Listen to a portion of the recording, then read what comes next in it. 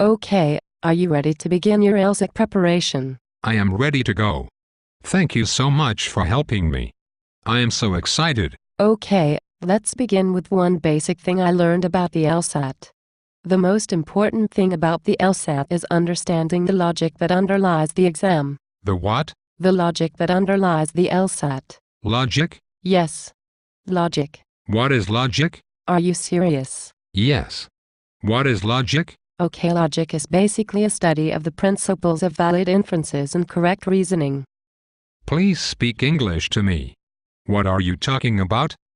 It's the study of reasoning. What is the study of reasoning? Okay, let me just take an example and show you what I mean. Okay. Let's take conditional reasoning, for example. What is conditional reasoning? Let me just do my example. Fine. Let's assume someone says if it rains, the street is wet. Sounds simple. Right. The first part of that statement, if it rains, is the sufficient condition. The second part of that statement, the street is wet, is the necessary condition. I do not understand anything you are saying. Okay, let's break it down. The first part of it rains is a sufficient condition. By that, I mean that, when I say if it rains, that is enough to imply that the street is wet. I'm okay. And the second part of it, then the street is wet, is a necessary condition. By that, I mean that, when I say the street is wet, that is necessary condition for the statement to be true, but it does not imply anything. It does not imply that it rained. But I thought you said it rained. No.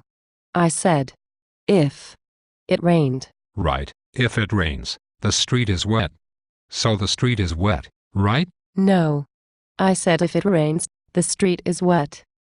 So, only if it rains the street is wet? No. But that's what you said. No.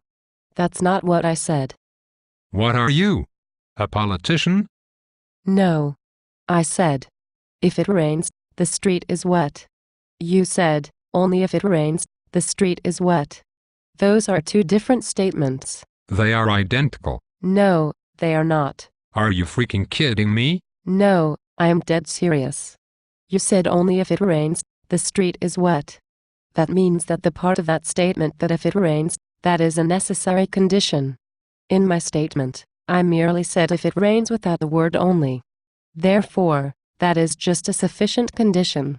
There is a difference. You are turning my brain into a freaking pretzel. I am sorry. So, if I say, if it rains, that is just a sufficient condition? Correct. And, if it rains, that implies that the street is wet. That is correct. So, if it doesn't rain, then the street cannot be wet, right? No, that is a logically flawed inference from your prior statement. A what? It is a flawed statement. What the hell are you talking about? I do not understand. Just because you say, if it rains, the street is wet, does not mean that, if it does not rain, the street is not wet. Why not? Well, the street could still be wet. What? Why? But it didn't rain.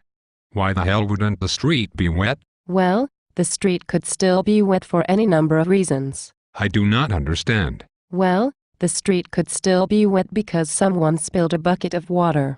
Or someone could have sprayed a hose of water over the street. Or someone could have thrown water balloons at someone else. Oh, I see.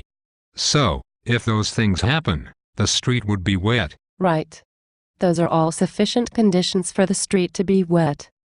I see. But, when you say, if the street is not wet, then you can say for sure that it did not rain. What? Why? Well, that is the contrapositive of the prior statement. The contraception? What? No. Contrapositive. What is that? The contrapositive is this.